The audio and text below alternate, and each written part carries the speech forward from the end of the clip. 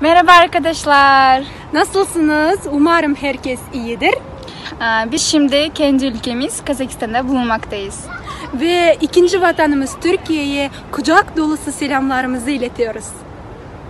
Evet arkadaşlar, şimdi biz ülkemizde sevdiklerimizin yanındayız. Ancak böyle olacağını hiç düşünmemiştik.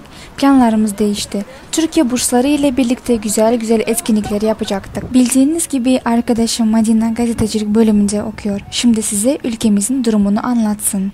Arkadaşlar şimdi ise size Kazakistan'daki durum nasıl onu kısaca anlatalım. Bildiğiniz gibi tüm dünyadaki gibi 16 Mart'tan itibaren Kazakistan'da da acil durum ilan edilmişti. 2 aydır dışarıya çıkma yasağı vardı. Şimdi ise gördüğünüz gibi acil durum ortadan kaldırıldı. Sadece kapalı alanlarda maske takma yasasıyla karantina süreci devam ediyor. Türkiye'nin bana kazandırdığı arkadaşım Asel ise şimdi test çalışmasını yapıyor. Bu karantina günlerinde çalışmayı nasıl bir şekilde yürütüyormuş kendisine soralım. Ben şimdi tez aşamasındayım. Yani kendi ülkem Kazakistan'da şu an tez çalışmamı yürütmekteyim. Pandemiden dolayı Türkiye'ye dönemedim fakat bu benim için çok avantajlı oldu.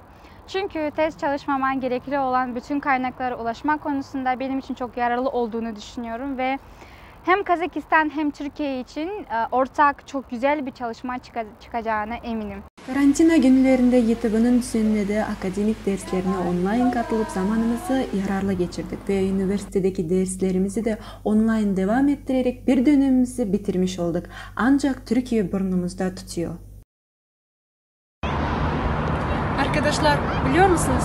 Şu anda kendi vatanımızda bulunmamıza rağmen Türkiye'yi çok özlüyoruz. Özellikle YTV Ankara ofisi düzenleyen farklı etkinlikleri özlüyoruz.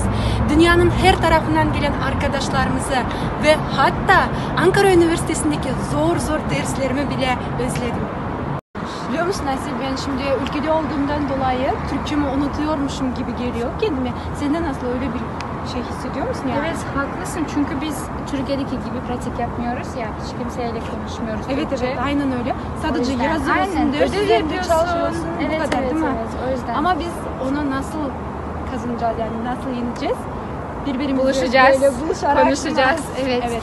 Kitap okuruz, film izleriz, bir şekilde böyle pratik yapmaya çalışıyoruz.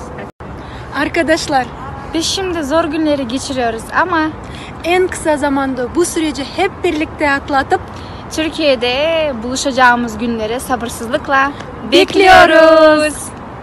Biz şimdi Kazakistan başkenti Nur-Sultan'da bulunmaktayız. Şehrimiz o kadar güzel ki mutlaka gelip gezmelisiniz. YTV sayesinde tanışan tüm yabancı arkadaşlarımıza ve Türk kardeşlerimize kapımız sonsuza kadar açık.